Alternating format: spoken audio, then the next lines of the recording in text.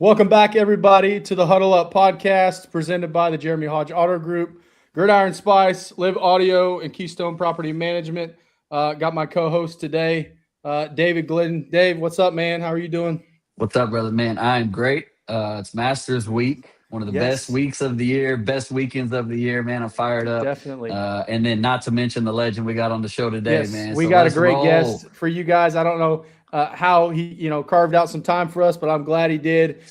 He is the winningest player slash coach in Oklahoma history. He is the ultimate Sooner, I think, in a lot of ways. The pride of Midwest City, Mr. Cale Gundy. Yes, Coach, sir. What's thank up, you so Thank you, much coach? man. Welcome on, Pre- man. appreciate, for joining appreciate it, us. guys. We won't keep Yeah. you too long because I know you got a lot of things that you stay Yeah, busy with.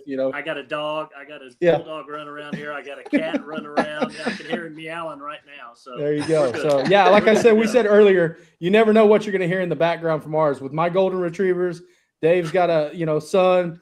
We've Yep. got everything going here. So guys, if that's part of the show. So we we'll get it going. But like DG said, hey, it's Masters Week, guys. I'm excited. I'm a golfer. I got to play yesterday. I was in a tournament yesterday a little bit. I know Dave's got the paddles, everything like that. Coach, I know you've been around a little bit. What are we thinking this week? Are we excited? I know that's an understatement, but Yeah. what are we thinking, guys, for the Masters this week? Any picks off the top of your head? Oh, I got some. I want to listen to David. I may have to copy off of him. There you go. Oh, that's well. I don't know if that's what you want to do. I'll start us off though with that. My golfing predictions are.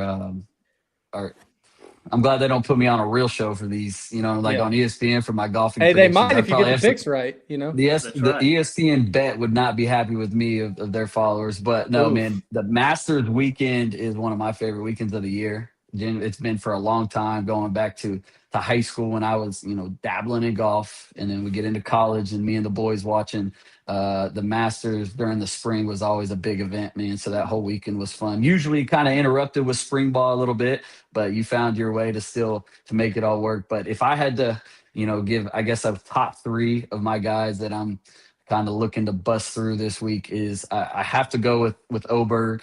I don't know. I just feel like he's been. Sometimes I feel like those guys that are on the verge of really making Yeah. that push, which obviously he's already here. He's at the top. He's proven himself in Sure. a lot of ways already for a young guy. But I think this might be his time to bust through. I do think Xander Schauffele is a guy Good that one. Yeah. he's obviously a top dog, but a little bit of a sleeper of the top dogs. I think that people kind of sleep on coming off an Yeah. injury last season.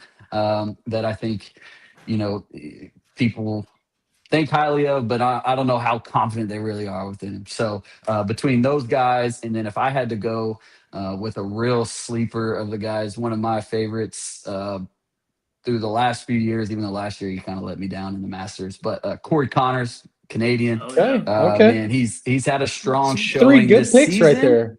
And That's not then bad. he has a strong history in Augusta. So Yeah. those would be three of my He's top had a dogs to couple. look I think for. I know he's had one top 10. I think he's actually done. He's done pretty well. I actually had a friend of mine, used to caddy for him a little bit, and Oh, wow. good player. So yeah, those are solid picks right there. He's a good iron player, a good approach player. Yeah, that's what you need at Augusta. And at Augusta, that's really good. A lot of good picks. I sit here and like everybody else. I mean, I know a lot of these golfers and sitting here saying, man, what do I got to do to find the guy that's going to win this? And Yep. you just really, I mean, you can study stats and everything, but I know this is going to be an obvious pick. But I think Scotty Scheffler's going to do it again. There's just something about that guy. I know he was a little off. They said that his wife being pregnant, I guess, kind of threw him off a little bit, or he was a little nervous on Thursdays in the opening rounds, which my response to that is, well, he wasn't nervous on Sundays because he would try to come back and win it, shoot like 6 or 8 under on Sundays. That's Yeah. right. Yeah. I don't know the difference between a Thursday and a Sunday when your wife is pregnant. And then I started to think that, I was never really that nervous when my wife was pregnant. So maybe I was a bad husband.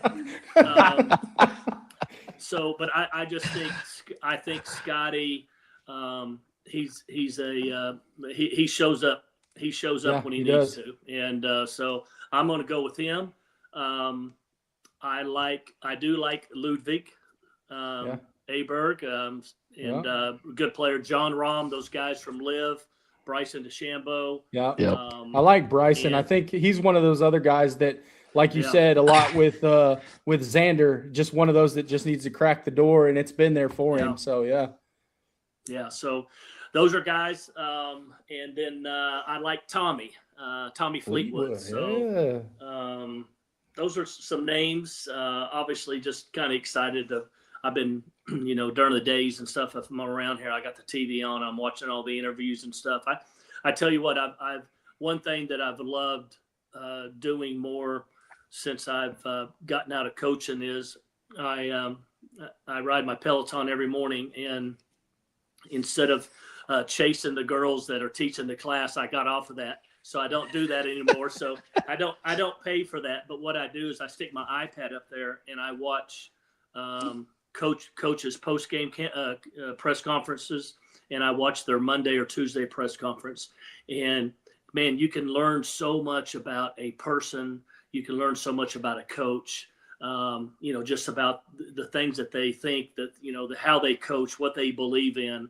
And I've really, really gotten to enjoy that so much here in the last couple of years. I mean, I watch everybody all fall, all season long. So, but this time of the week, I got Masters on. I'm trying to find. I'm reading the stats. I'm trying to find what it is in driving, and the weather's supposed to be good there. So it's probably gonna firm up a little bit. And who can control their approach shots and things like that. I think that's a big deal.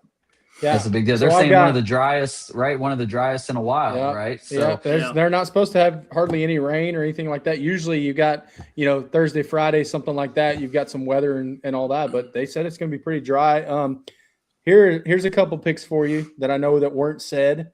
And DG, I'm surprised you didn't pick a OSU guy like a Hovland or somebody like that. So, but hey, that's okay. Hovland, I would love to actually see him, break through and win. He's a guy that I love watching. Always got a smile on his face doing that. But here's a couple picks that I like, guys that are playing well. Cameron Young, who's already won this year, who's done a good job. I like Cameron Young. I'm going with an old head. I'm going Justin Rose to have another good week. And I know he's had some runners up. He's had some other things. But those two guys I'm going to watch. And obviously there's guys. And I'm interested to see what Rory's going to do coming off of his, Masters and everything like that. But it'll be interesting. But those two guys I feel good about. I feel good about Cam Young. I know a lot of people are not talking about him, but he's had a good year so far. He's won a tournament and who is it? Batia. That dude, I love him. So that's another one that I'm like, I would like to see that dude, So Batia is my dark horse. But Akshay, I love that swag, man. So the guys you just mentioned, for really going on a golf tangent here, man. Akshay plays a beautiful fade.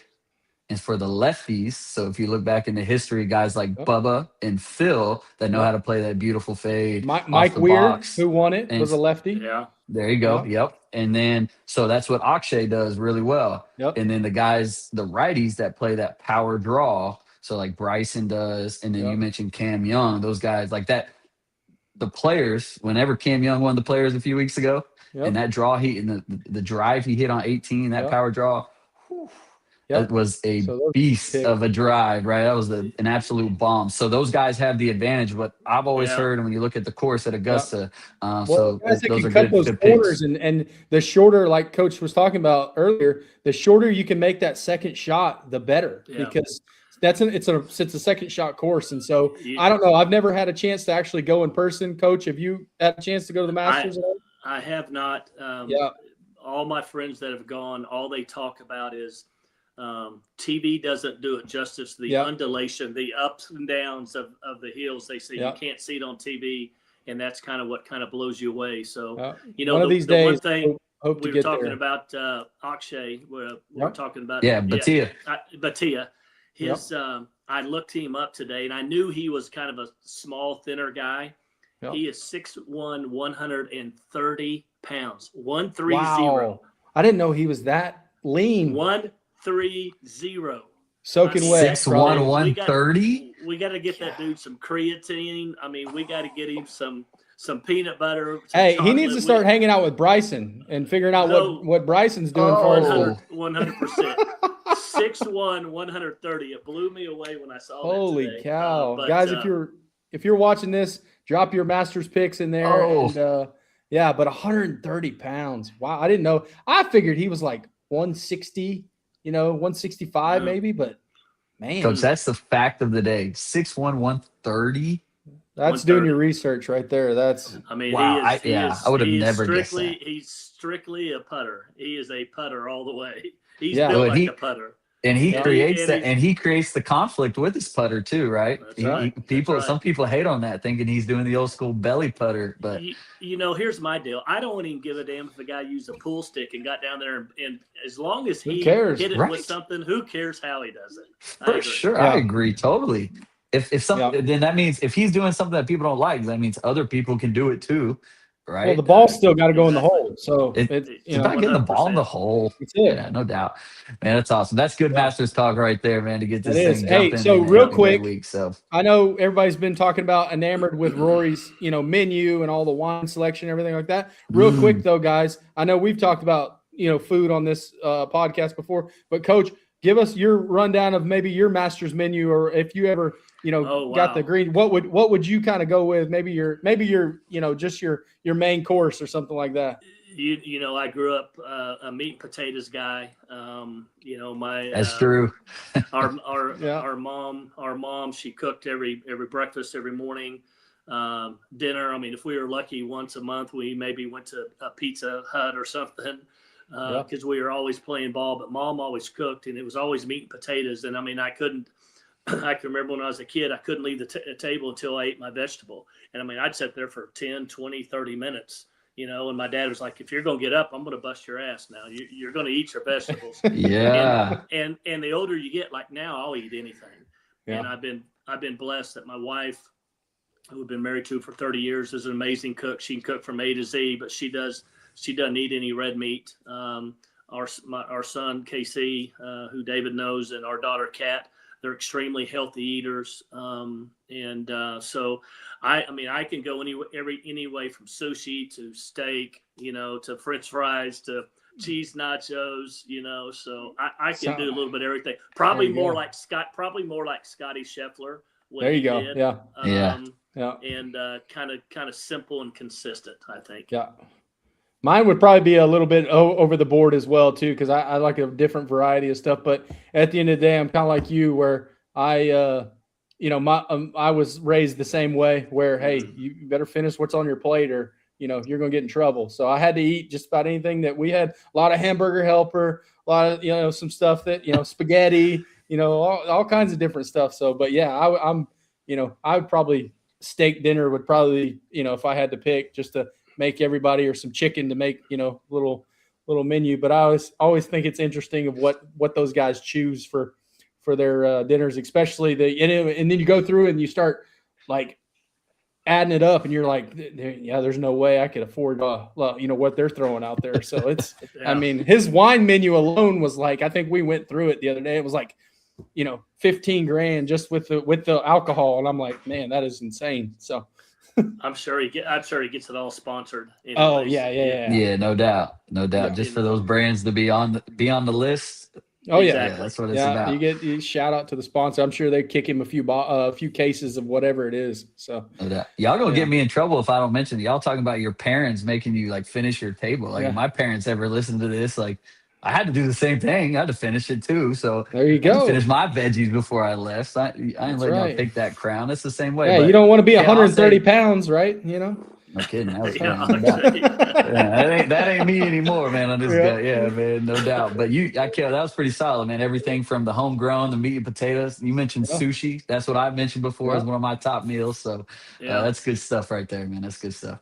Yeah, for sure. Well, we've kind of segued into golf. We talk about a lot of things. We try to stick to football sometimes, but every once in a while we got to go off. But Coach, take us back before, you started coaching, your playing days, everything like that. Midwest City, you and your brother growing up playing sports. A lot of everybody knows you as a football player, as a quarterback, and everything like that. But you had one heck of a baseball career, coming up. Obviously, you did play at OU as a baseball player. A lot of people didn't know that. But take us back to Midwest City, you guys growing up, and then your path to OU and how you and your brother, kind of ventured off and did your own thing, and how that, everybody knows that now. But where did that kind of start and get it going?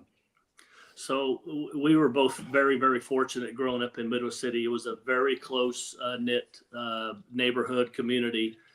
Very, very fortunate. We had a lot of talented athletes, football players, baseball players, wrestling. Midwest City is a huge wrestling town. We grew up with the Smith family. John and Pat traveled all over the country with those guys. But we were both, baseball, people don't know, but we played for a team here in the state called the Oklahoma Outlaws. And back in the day, we were as dominant as anybody. Matter of fact, my brother went to the Little League World Series in Pennsylvania for the Oklahoma Outlaws at 11-12. And then 4 years later, our team went to the Little League World Series in Pennsylvania. We got beat by California. It was 1-0 in the fifth, and I hung a curveball, and a kid hit a 2-run home run and beat us 2-1. California ended up beating Japan in the finals. We ended up beating Puerto Rico for third and fourth place, but had an absolute blast. We stayed in these dorms for like 2 weeks, and all, the Puerto Rican kids, the Japanese kids, and like you would play a day, you'd have a day off, you'd play a day, have a day off. And when we had free time, all we did was play cup ball down in the bottom floor with the Puerto Rican kids and the Japanese kids. Couldn't understand a damn word they were saying, but everybody knew how to play cup ball. And I mean, we had an absolute blast. And then was fortunate to go, when we went to Midwest City, played in 3 state championships my sophomore, junior, senior year, won it my sophomore year, and then got beat 2-1, 6-5, both years in a row by Tulsa Union. And we were good. I mean, we had Andrew Christman, who graduated with me out of high school, that came to OU, was started as a true freshman in the safety and as a right fielder, got drafted by the Detroit Tigers. AJ Hinch, who's a manager right now for the Detroit Tigers, played for us. He was a couple years younger than us. We were just surrounded. We had great summer teams. We were, teed up with Choctaw, and they were one of the dominated teams. So, I mean, we had a lot of success. I mean, it was fun.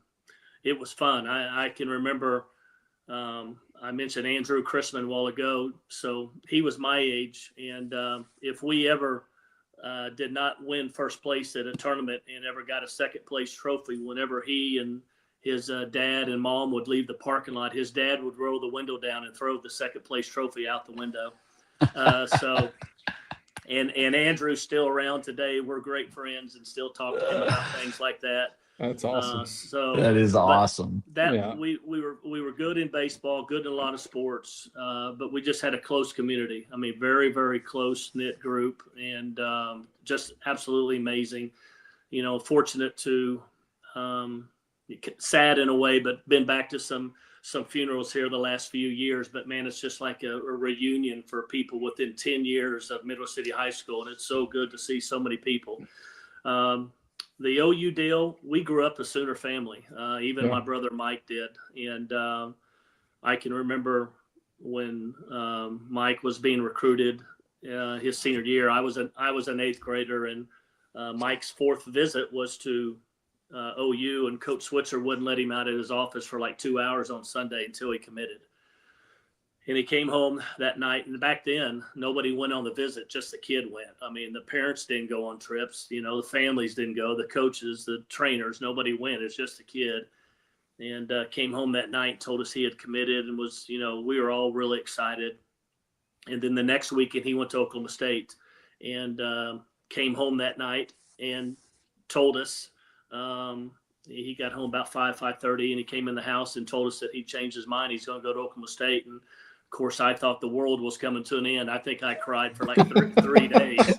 You know, I mean, we were just diehard Sooner fans, you know, Yeah. Our whole life. But within a few weeks, and when Mike started playing, we completely flipped and became diehard Cowboy fans. I mean, just immediately. And I like even me was, you know, started to get recruited by OU at the time.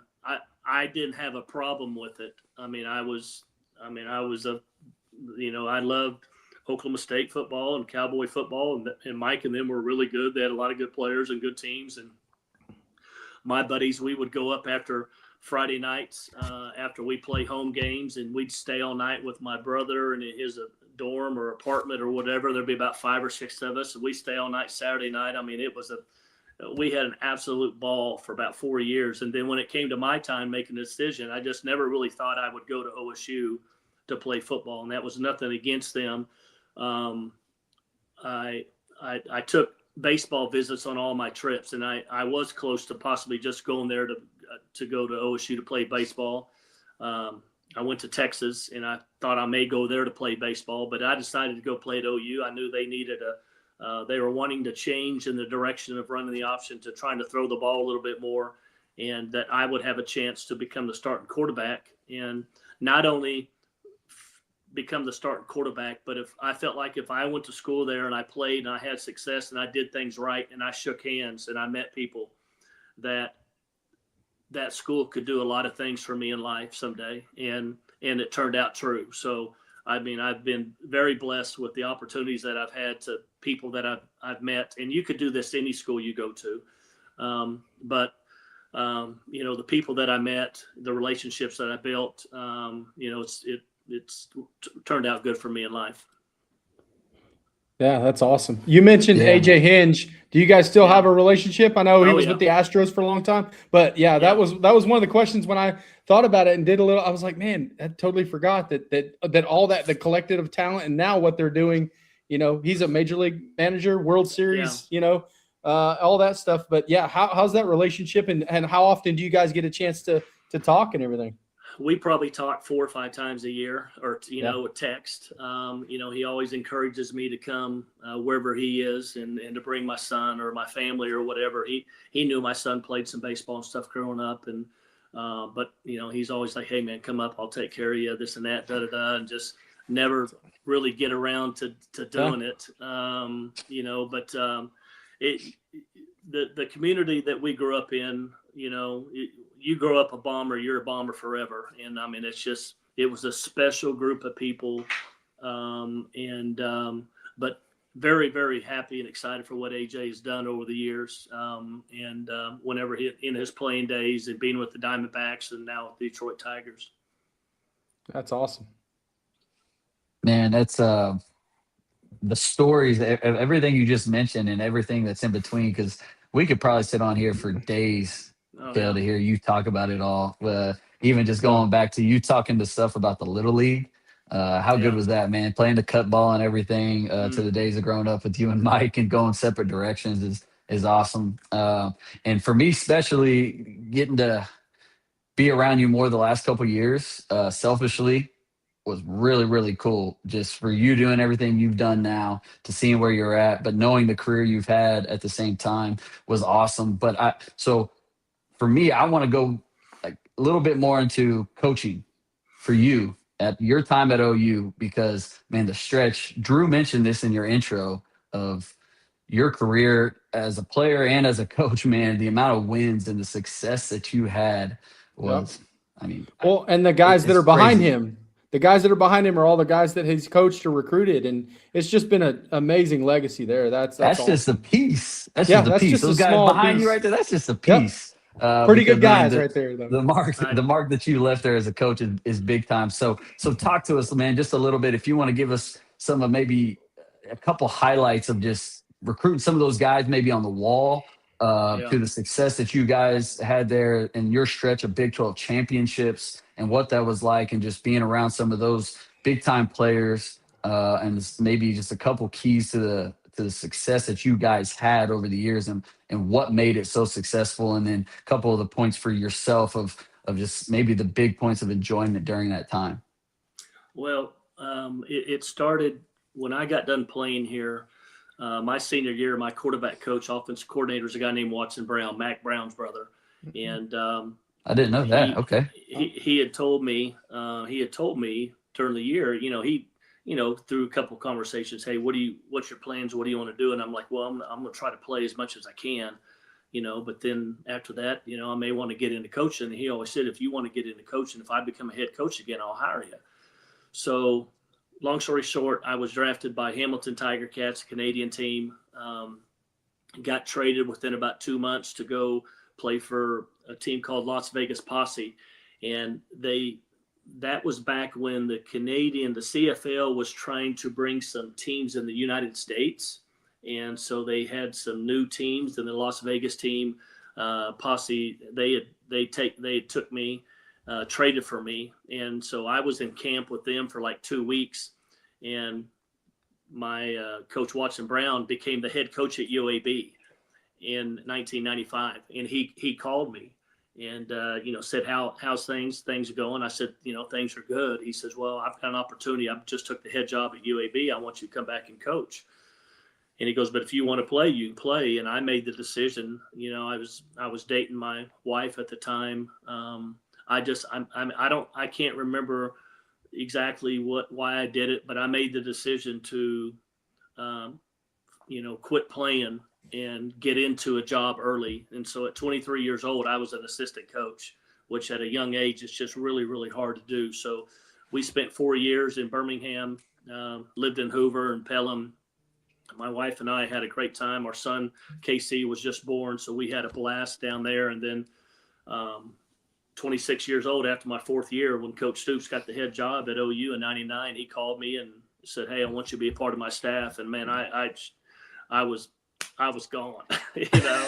I mean, it was, 26 years old, I'm back here coaching. At that time, I was coaching running backs at the University of Oklahoma. And we were a young staff, a lot of juice, a lot of energy. But over the years, and it's just kind of who I am. I've built who I am as a person, and as a coach, everything's off relationships, man. I want to shake hands. I want to hug people. I want to tell people that I love them. And as a coach, my motto, my thing was, I'm going to coach you hard, but I'm going to love you harder, and that's how I believe how it should be, and so I was fortunate. We were really, really good. And I mean, I just had so much to work for, and it was easy for me to get out and go recruit people and recruit some of the top running backs in the country at the time, because we were so successful. In the second year, we just won a national championship. And I mean, in the early 2000s, there was not a better, more consistent team than the Oklahoma Sooners. And so I had energy, I had juice. I mean, when I recruited kids, I mean, I recruited their moms and their dads and their grandparents and their aunts and their uncles and their cousins and I was in them deep for 3-4 years, and I was very fortunate to be able to get some of those players like that.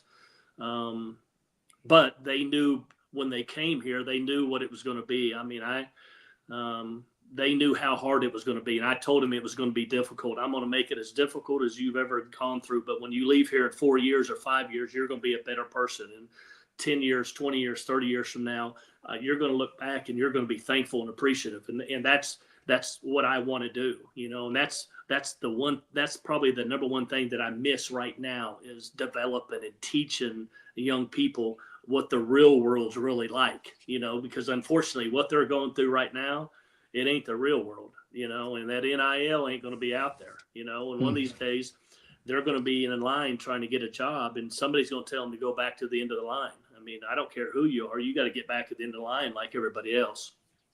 So, I was very blessed to come back here, and my wife and I to raise our son, KC, and our daughter, Kat, with our, my parents and her parents and aunts and uncles and cousins, and, to coach here for 23 years like that. And to be able to, keep our family. I wanted to keep my family and my kids around my family. I want them to get to know their cousins and not be spread out all over the United States. Not that you can't enjoy it and be a part, but family was important to me, And so I had a good run. And of course, I mean, when you're winning like we were, you're at one of the top schools in the country. I was getting paid well, so I was like, I mean, why go somewhere else? The reason to go somewhere else is you move around and you come back and you become the head coach somewhere. And I missed out on those opportunities because I stayed here. But I would do it all over again because I raised my kids, and my kids got to know all of their family and their cousins, their aunt, uncles, and grandparents, and that means more to me than anything. That's awesome. Yeah, man, that consistency is rare, right, in the business. And Yeah.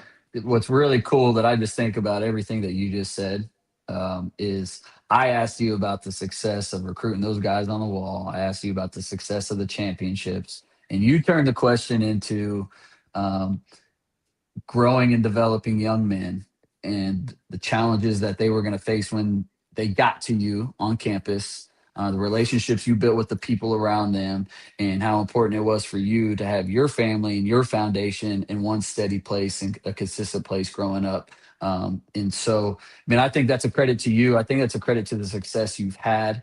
And your family being who they are now, man, and the great people like you mentioned earlier. I've had a chance now. I knew KC from back when, just through connections of us being close in age. But to be the last couple of years around him showed me a lot. Obviously, I got to know him better, but how he was raised, man, amongst you. And so for you to answer the question that I asked the way that you just did, and to deter everything away from the success that you had in your time there to being about those things, man, is, again, that's a credit to you. That shows who you are. And so I gotta compliment you on this, man. That's hats off. That's big time, coach. It really is, man. It really is. Because I appreciate it. I would, we had a great mom and dad.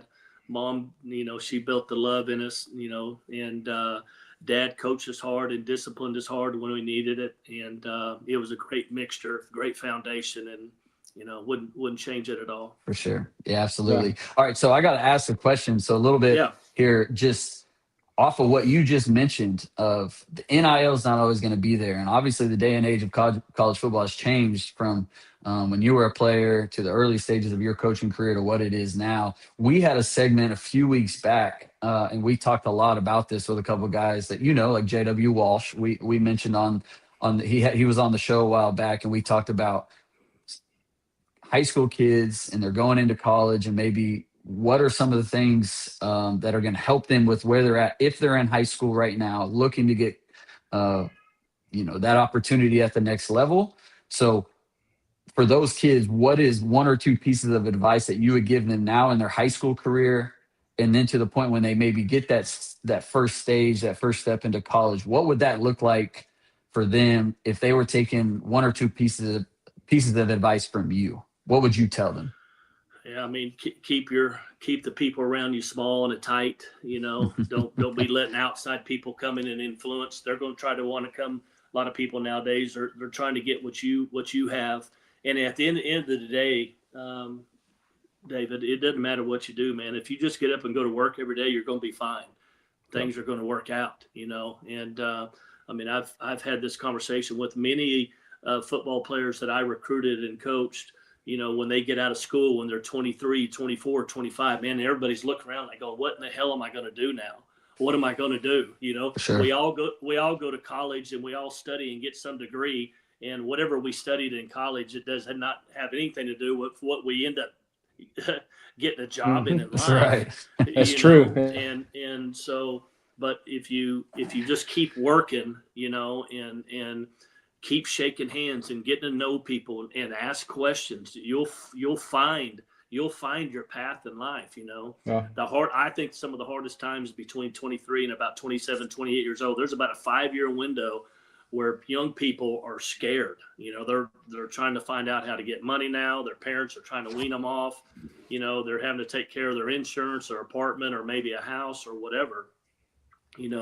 That to me, that's part of the most challenging. But just, be careful who's around you and who you let close to you, and always work, man. Just get up and work every single day, because and shake hands. You never know whose hand you shake that doesn't help you somewhere down the road, or a state or two states over, or 6 months later. that somebody's asking a question about something, and then your name gets brought up. I remember that kid. I met him, or I worked with him. He was a great kid. He was a hard worker. He was a yes sir, no sir. Man, that's just, to me, that's what it's all about. Yeah, no, that you couldn't have said it any better there, because and all of us know this because we've been in the coaching world in some form or fashion. Me in high school for now 15 years and everything like that. It's it. A lot of it is networking. A lot of it is making connections with people. Yes, it's your resume, it's where you've been, stuff like that. But being, like you said, Coach, being consistent, and I think that's been the testament. The guys that I've been around, we kind of run in a little bit of the same circles, and the people that I've talked to, and everybody that I've talked to that you've coached or mentored or anything down the line, that's what they've said about you, is that Coach, he was a hard ass, but he loved us and he cared about us. He cared about what we were doing away from football, and that's rare. I think it's rare, and I think that the coaches, yes, that you often look back on, and then even for me with some of the coaches that I've had. I look back and I said, yeah, they were hard on me. They pushed me, but I feel like they cared about me. And that's huge. That's big time. Cause I know I've gotten to be out of the golf course a couple of times with Coach Murray, who's now with the Chiefs and everything like that. And we've talked about it. And I said, and even in clinics and stuff that I've been around you, Coach, and that's one thing I said, hey, what's one thing a good coach should have? And DeMarco has said countless. He goes, man, I'm thankful for Coach Gundy, because I wouldn't be where I'm at without a guy like that. And I was like, man, that is awesome. And so, thank you. Appreciate it. It's just a testament to you and the legacy that you've built and just the consistency you've had, not only with your players, but the family aspect of it that you talked about earlier. Yeah, it's been a fun ride, and. But I just, again, it's, to me, it's just, man, it's about people, it's about relationships, and that's the, I'd say I'm in this coach's cabana. It's what I'm in. I'm in a company now with Coach Switzer and his partner, Mike Henry, and we're in the hospitality world. We host people for sporting events. So, we take people to OU home games, away games. We go to Oklahoma State games, Thunder games.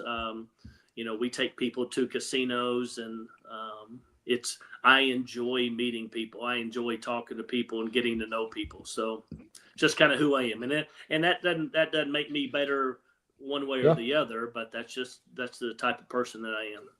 Yeah, no doubt, man. And here's the thing too, in the coaching world, all those things we're saying, we're sitting here complimenting you and all this stuff, and you're trying to put it off. You're being your humble self and all that stuff, right? It doesn't mean it was all sunshine and rainbows, right? At the same time, you deal with the amount of sitting in here and listening to this. If somebody's just listening to it for the first time or whatever, if they didn't know you from Adam, they're going to think you had the most glorious, perfect sunshine and roses ever, and that was it, right? That was it. Yeah. It was beautiful. That's what coaching football is. Don't you guys know that, right? I've never had any issues. It's always been about X's and O's, right? You never have to worry about anything else, right? When those lows hit and those things you deal with, man. No doubt.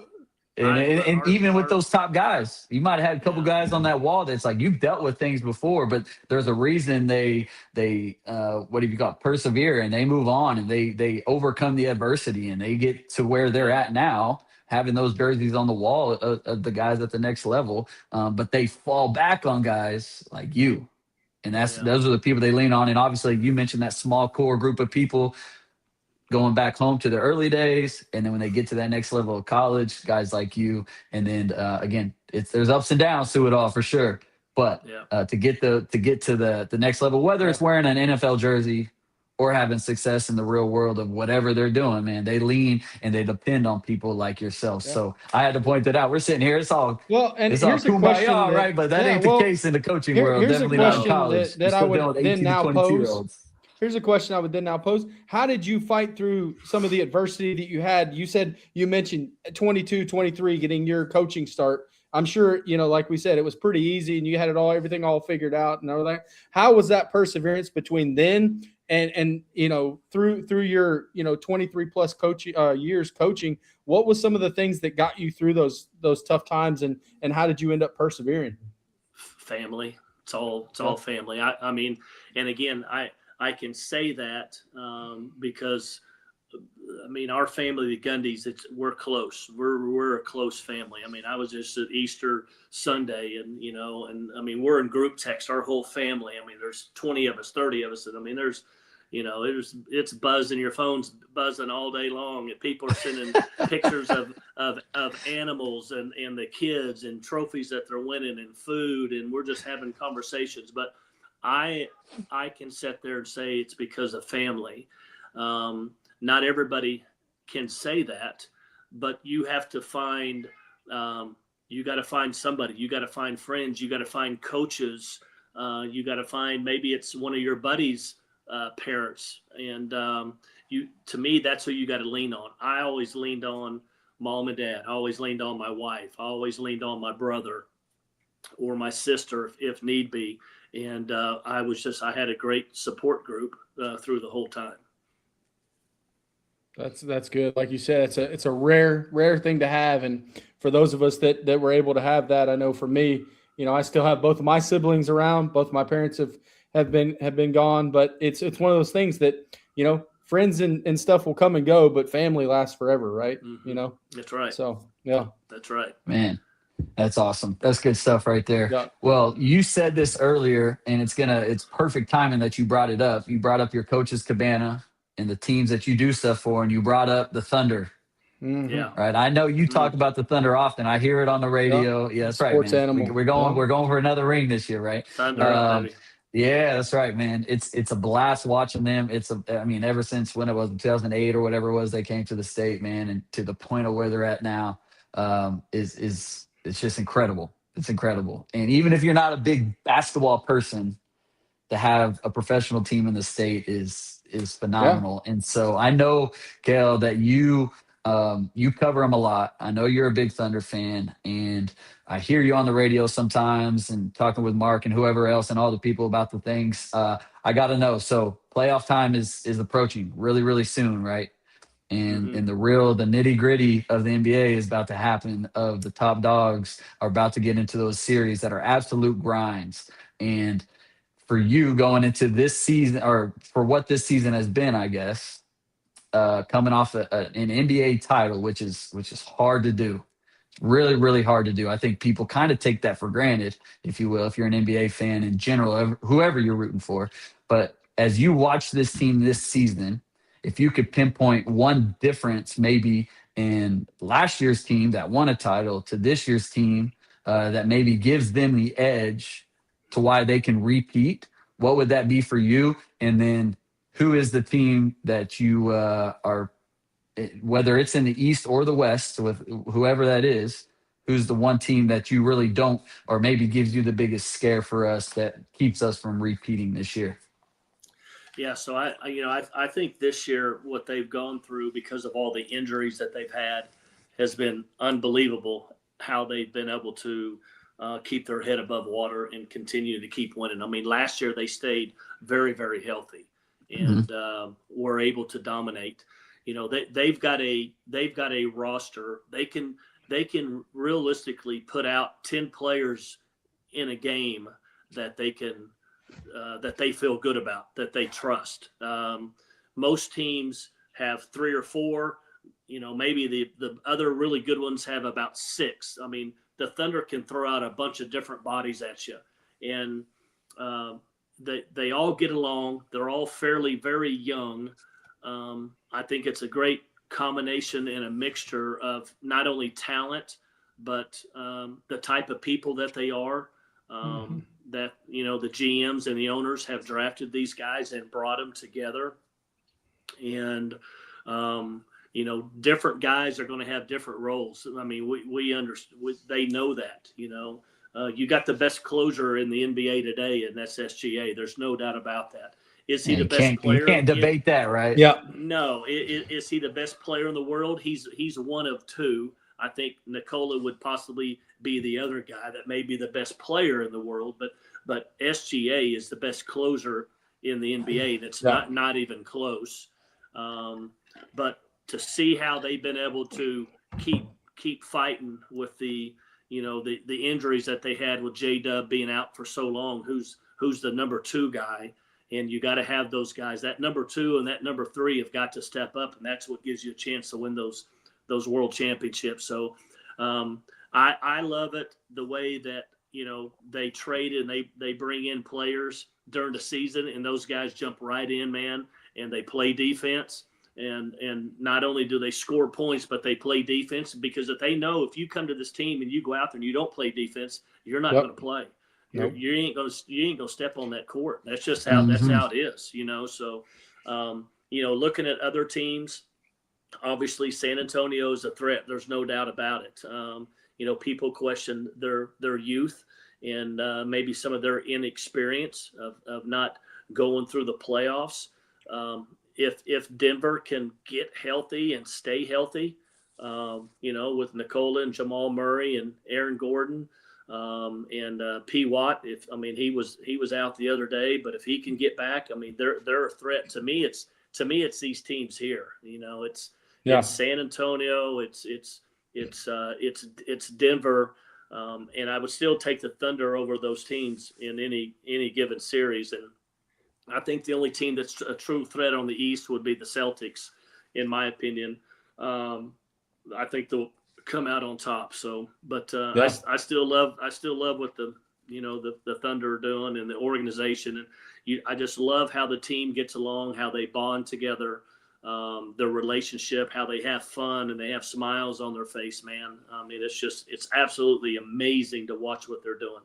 Yeah, I think like what you said earlier, the level of that they've been able to sustain with the injuries, with all that, has just been incredible this year. How they've still had the number 1 overall record in the NBA with not having Jay Will and those guys for extended periods of time, and then Hartenstein was out for a while as well, and even J Dub and a few other those guys, and it's been crazy. But I think with what you said, the energy and the culture that they've built has just been incredible. And I heard a interview with LeBron the other night after they got waxed here in Oklahoma City, and they asked him, they go, what's the difference with you guys and them? And he goes, well, right now they can bring the energy for 48 minutes, and we're an older team, and we can't do it. We're not a championship team. They're a championship team. And for him to even say that as he's getting older, and maybe that just been something like that. But that was even for me to hear LeBron say that. I was like, wow, that's pretty impressive that he would speak like that. And after they just got demolished, but he flat out said, yeah, we're not a championship team right now. They are, because they can do X, Y, Z. Yeah. I even said the morning of that game, and I'll even say it now again, I feared that LA was going to win that game. Yeah. I picked that LA.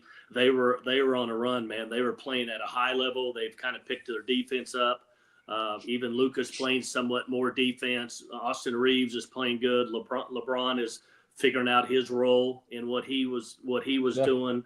Luka was dropping 40 or 50 every single night, and then Marcus Smart, which is a great addition to them because he brings some defensive side, some toughness. Yep. He gets hurt, and then Luka gets hurt. And then Reeves gets hurt, and before you know it, they're struggling, and it was wow. It was a demolition. It went downhill pretty quick. And we were, and matter of fact, going into that game, we weren't shooting very good. SGA was the only one. Yep. That was my concern, was we're gonna if we have this issue now, this is not going to be good. We can't. Yeah, I thought it was going to be a competitive game. The way they came in and were playing. I think they had won like 8 out of the last 10 games that they were playing, and they were playing really good. And I was like, man, this could be a preview of the playoffs and everything like that. But you got out to a 26-9 lead like that, and I was like, man, this is crazy. Yeah. So and the fans, the Thunder fans are absolutely amazing. I've my daughter has the opportunity. She goes with her girlfriend. They run around and they go follow the Nuggets all over the place. Her girlfriend's friend dates Christian Brown, and Christian flies them to all the games. And my daughter's literally been at every stadium in the NBA. And wow! Here a few weeks ago, when the Nuggets were here playing the Thunder, when the scuffle started, they kind of got the stuff with Shea Will. she told me, and she's a diehard Nugget fan. I mean, she's become a diehard. I mean, she knows them. They're like brothers to her. And she goes, Dad, she goes, this is the loudest arena in all of the NBA. Wow. And I thought that was really, really cool because here's somebody who's been to all of them. And it takes a lot for her to give any credit to the Thunder because she's a Nuggets fan. But she said, she goes, this is the loudest place in all the NBA. Man, I want to get on that. Awesome. I want to get on that traveling list. How do I get it? Man, I'm like, that is incredible. Man, that's awesome. No, don't even. That's awesome. I mean, I've got a few people that I know in the Thunder organization, but not to that degree, man. That is incredible. That's awesome. She knows Nicola. She knows living her best life. Westbrook. I mean, she knows. I mean, all those. Hey, here's a question for you on the Westbrook topic. Would you and this is probably a no-brainer question or anything like that, but you know, I know everybody has their take on Kevin Durant and everything like that, but wouldn't you like to see Russell Westbrook come back and retire as an Oklahoma City Thunder? For one day. Yeah. That's it. I mean, I would like for him to come back here, yes, and to retire here, but I wouldn't want him for a year. He couldn't play for this team. He's not, I mean, he's a different dude. He's a different cat, you know, but I mean, he was great at one time and he still plays with a lot of passion. But I would love for him, yes, to come back and to have his jersey retired here for the Thunder, no doubt. Sure. Absolutely. For sure. That's a great take. I can second that a lot. I can second that. I think everybody, for the majority, would feel the same way. I think you need to give him his flowers, and he's due a jersey hanging in the rafters. But I don't think he would fit well, you know, permanently with this team. So.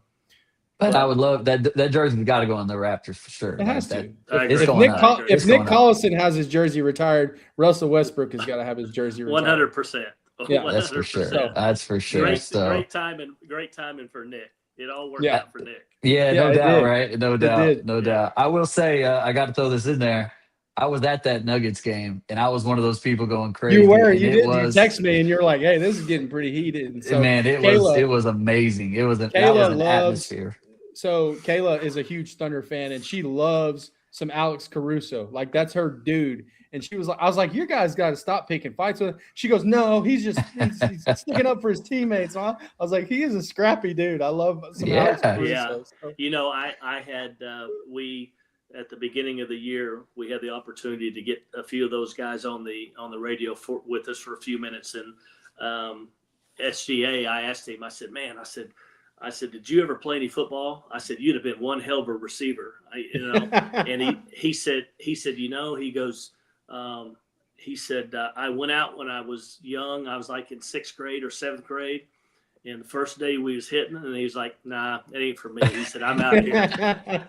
That's a lot of what some of those basketball guys, they say. They're like, hey, I'll go out and catch some 7-on-7s and do some stuff like that. But when the pads come on and you start hitting, I'll go back to the basketball court. So yeah. No doubt. We might have to edit that out that you said that, because the people that think he's all the foul baiting and stuff are gonna grab hold of that and just take it and say whatever they want to say, man.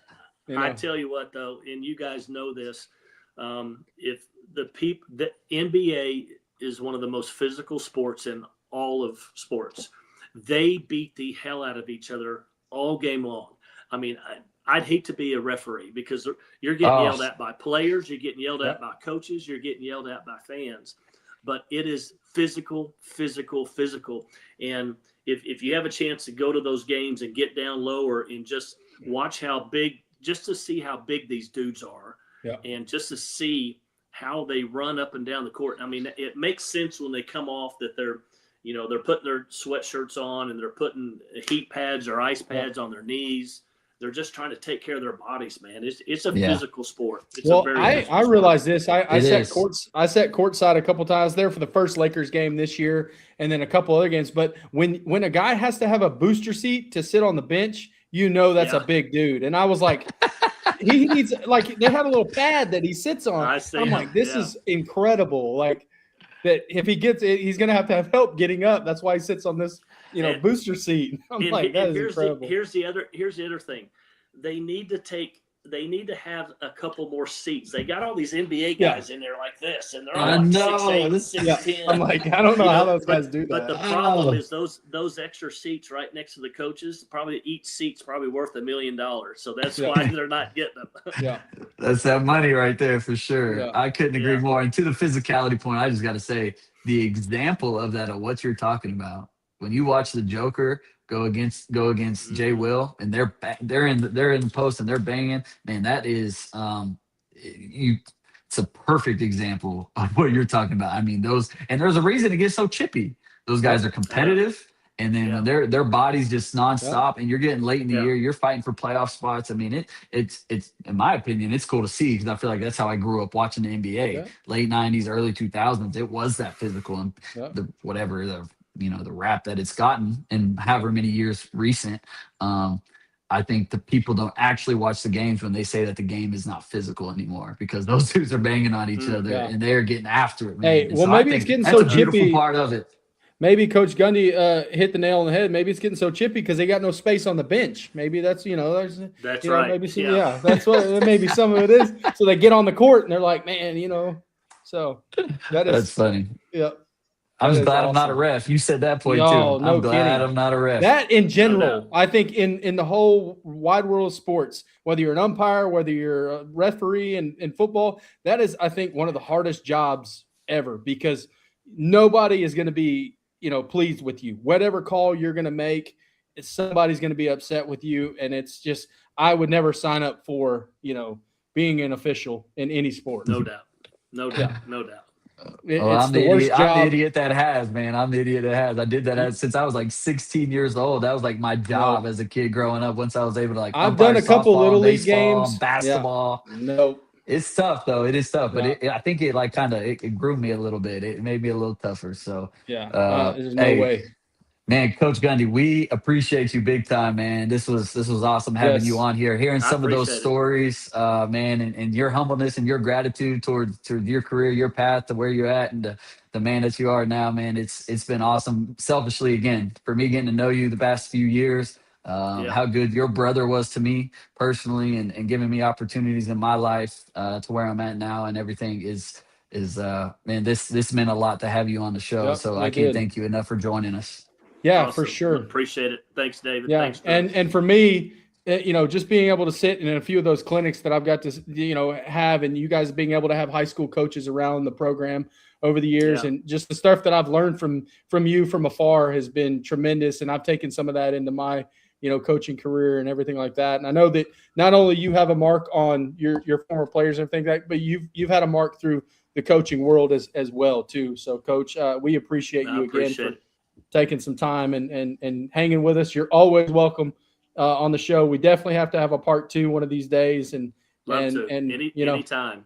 Hear some more stories during the season. We can talk some ball during the season. Yes, that would be. We can have maybe a coach like you do with the Louis Gundy Monday or something like that. That would be awesome. So we talk some thunder during the playoffs too. Yes, a little playoff talk with Coach Gundy would be tremendous. But guys, we've been going for almost an hour, and I know some of us are probably getting hungry and all that stuff. I know I am. So there's a shout out, best recruiter ever, Boomer Sooner. All right, yeah, nice. That's crazy. It says Sooner Cowboys, but I hear you. Yeah, Sooner Cowboys. Maybe Dallas Cowboys. I don't know. The comment that he made, there's a lot of, you can't argue that though. You can't argue that comment. Best recruiter OU ever had, man. And we will get him back on for some of these, maybe some of these recruiting stories. But guys, on behalf of the Huddle Up podcast, our sponsors, the Jeremy Hodge Auto Group, one of your guys that you like, Live Audio, Coach Mark Clayton.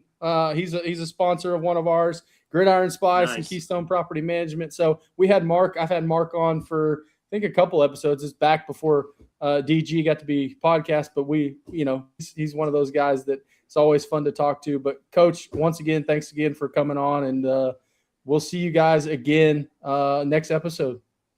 Sounds good, guys. Appreciate it. Enjoy your master